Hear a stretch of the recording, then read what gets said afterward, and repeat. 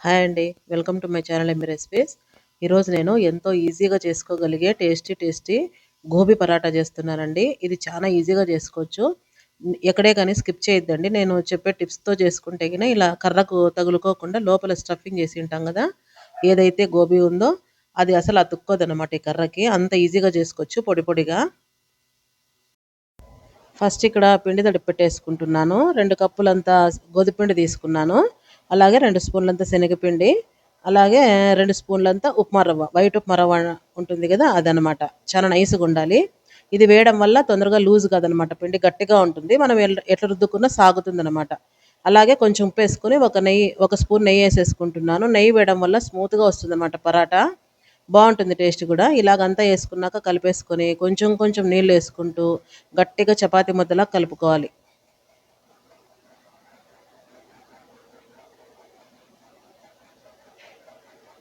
మరీ లూజ్ చేసుకోకుండా కొంచెం పూరి పిండికి కదా మనం గట్టిగా కలుపుతాం కదా అలా కలిపేసుకుంటే గిన నానేసరికి ఇంకొంచెం టైట్ అవుతుంది అనమాట.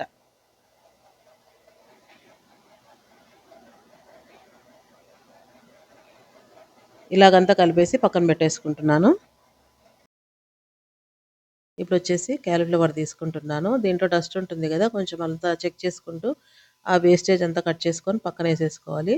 కొంచెం పురుగులు ఉంటాయి కదండి, చూసుకొని కట్ చేసుకోవాలి. ఇక్కడ నేను వచ్చేసి పెద్ద పెద్ద కొమ్మలుగానే కట్ చేసుకుంటున్నాను, తురుముకోవడానికి ఈజీగా ఉంటుందనేసి.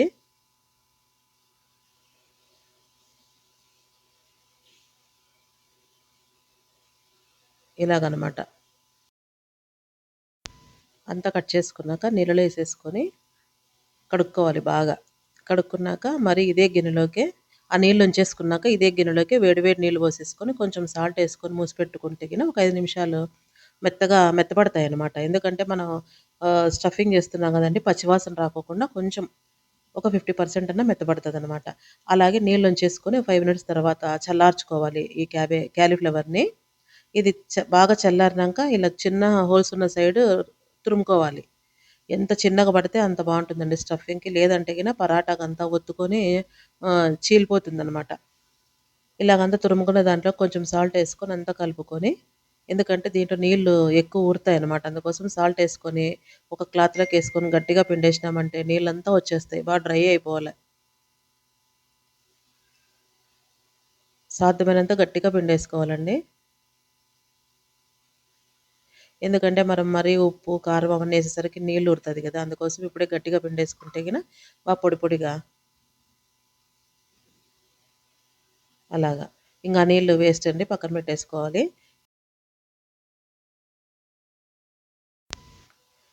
ఇలా పిండుకున్న దాన్ని ఒక ప్లేట్లో తీసేసుకొని ఇప్పుడు మొత్తం దీనికి ఏమేమి కావాలో అన్నీ 1 బై 1 వేసుకుంటున్నాను. ఇలాగంతా చేత్తో నలిపేసుకొని పొడి పొడిగా కొంచెం అల్లం అండి. ఊరికే కొంచెం అంటే కొంచెమే, నేను చూపిస్తున్నా కదా, ఒక 5, 6 సార్లు తురుముకుంటే చాలు. కట్ చేసుకోవచ్చు, కాకపోతే ఇది బాగా మెత్తగా అయిపోవాలన్నమాట. కట్ చేసుకుంటే పీసులు పీసులు ఉంటుంది కదా అనేసి నేను తురుముకుంటున్నాను. ఊరికే ఒక అర్ధ ఇంచ్ అంత అల్లం తురుముకుంటే చాలు.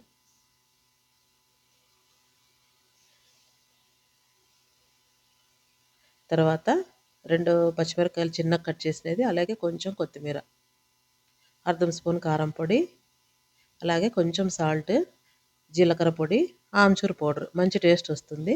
అలాగే కొంచెం జీలకర్ర. ఇది నైస్ మిక్చర్ అండి. ఇది వేయడం వల్ల దీంట్లో ఏమన్నా తడి ఉంటే కూడా పీల్చేసుకుంటుంది అనమాట మిక్చరు.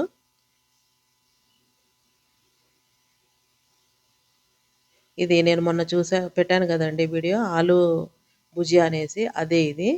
దాని నెక్స్ట్ డేనే చేశాను ఇది గోబీ పరాటా, కానీ ఇది వీడియో అప్లోడ్ చేయడం కొంచెం లేట్ అయింది. మామూలు మిక్చర్ అయినా వేసుకోవచ్చు ఇందులోకి. మిక్చర్ లేదనుకోండి కొంచెం పప్పుల పొడి వేసుకోవచ్చు.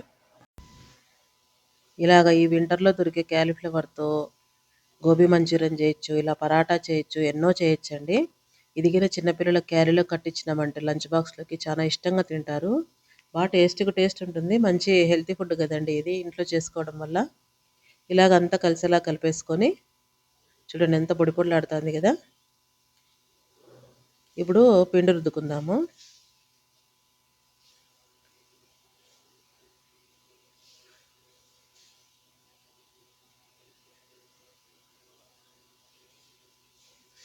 చూడండి మనం ఈ స్టఫింగ్ చేసుకునే లోపల కొంచెం మెత్తగా అయిపోయింది కదా, బాగా నాని కొంచెం పొడి వేసుకొని బాగా పిసుక్కుంటే మరి గట్టి పడుతుంది. ఇప్పుడు కావాల్సినంత పిండి ముద్ద తీసుకొని సైడ్స్ అంతా కొంచెం పల్చగా రుద్దుకొని మధ్యలో మాత్రం మందంగా ఉండాలండి. ఇలా మధ్యలో మందంగా పెట్టడం వల్ల పరోటా క్రాక్స్ రాదనమాట మనం రుద్దుకునేటప్పుడు.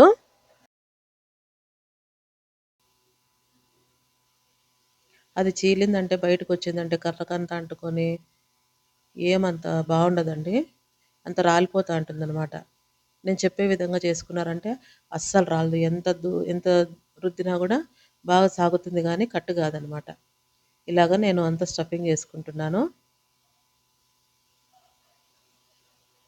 బాగా ఒక 5 స్పూన్లు పెట్టేసుకున్నానండి. చూడండి నేను చూపిస్తున్న విధంగా అంతా మడిచేసి మనం ఓలిగా ఎట్లా చేసుకుంటామో సేమ్ అలాగనమాట.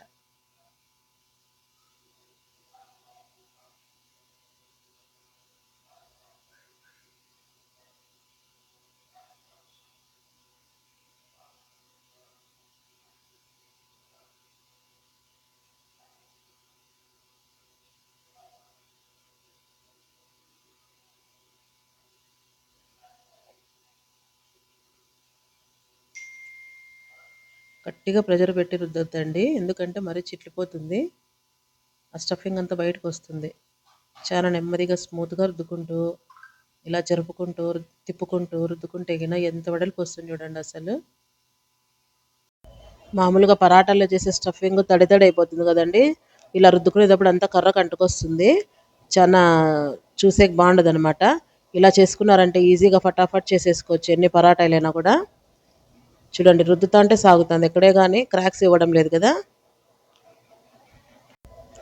చూడండి కర్రకు ఎక్కడే కానీ అంటుకోలేదు కదా, చూడండి ఎంత పల్చగా రుద్దాను. ఇప్పుడు స్టవ్ మీద వేడిగా పెనం కాలేటప్పుడే వేయాలి, హైలో పెట్టుకొని అనమాట. పెనం ఎప్పుడు వేడిగా ఉండాలి పరాటాలు వేసేటప్పుడు. అలాగే కొంచెం ఒక 20% అలాగా కాల్చుకున్నాక నెయ్యి వేసుకోవచ్చు, నెయ్యి అయినా బటర్ అయినా ఏదన్నా కానీ బాగా టేస్టీగా ఉంటాయన్నమాట, బాగా క్రిస్పీగా ఉంటుంది అనమాట ఇలాగా హైలో పెట్టుకొని కాల్చుకుంటే. ఇంకా దీంట్లో వేరే కర్రీ అవసరం లేదండి, చాలా బాగుంటుంది, ఒట్టిదైనా తినేయచ్చు. మిగతాది కూడా ఎలాగ చేసుకోవాలో చూపిస్తా చూడండి. అప్పుడు కర్రతో రుద్దాను, ఇప్పుడు చేత్తోనే ఒత్తుకోవచ్చు. ఇలా స్టఫింగ్ పొడి పొడిగా ఉంటే ఎన్ని పరాటాలైనా చేయొచ్చండి. బాగా నేను నిండుగా తీసుకుంటున్నా చూడండి, అలా ఒత్తి ఒత్తి నింపేసుకొని ఇలా మడిచేసుకొని రుద్దేసుకుంటే ఈజీగా రుద్దేసుకోవచ్చు.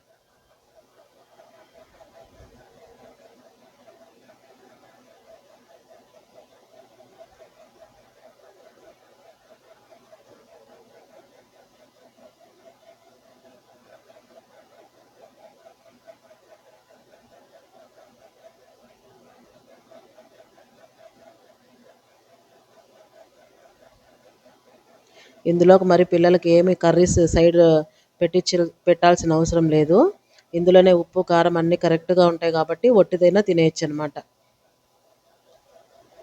అంతేనండి, మొత్తం అన్ని ఇలాగే రుద్దేసుకొని బాగా ఎర్రగా కాల్చేసుకుంటే గిన tasty tasty gobi paratha ready. ఇది చాలా ఇష్టంగా తింటారు అందరూ. మామూలుగా మంచూరియన్లు అవి ఇవి చేసుకుంటుంటారు కదా, ఇలా పరాటా కూడా చేసి పెట్టండి, చాలా ఇష్టపడతారు. ఈ వీడియో కింద మీకు నచ్చితే ఫ్రెండ్స్కి రిలేటివ్స్కి షేర్ చేయండి, అలాగే సబ్స్క్రైబ్ చేసుకోండి, లైక్ చేయండి, కామెంట్ చేయండి. అలాగే మొత్తం అన్నీ ఇలా కాల్ చేసుకున్నాను, పక్కన పెట్టేసుకున్నాను. ఇందులోకి వచ్చేసి నేను టమోటా కెచప్ తీసుకున్నాను, అలాగే కొంచెం గట్టి పెరుగు, అందులో కొంచెం సాల్ట్, వేయించి పెట్టుకున్న జీలకర్ర పొడి, కొంచెం కొత్తిమీర వేసుకున్నాను. చాలా టేస్టీగా ఉంటుందండి ఇలా పెరుగుతో తినడం వల్ల. Thanks for watching.